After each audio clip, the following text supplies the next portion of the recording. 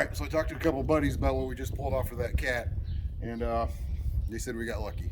So we're here to do it on a Detroit. Oil fill is on the other side, so I need to go turn on my vacuum cleaner. So if you'd stay here and video this, I'll go hit it. So we're ready.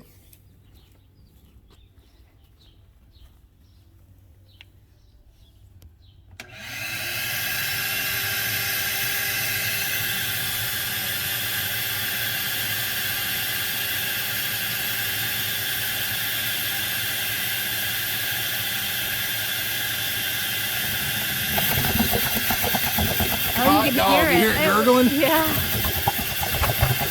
Don't even need the bucket. Just get it out the way. That's crazy. Turn her off. All right, we're done. We got pretty lucky. We had 2 trucks in the yard that needed the same thing done, but we proved it twice on 2 different makes of motors. So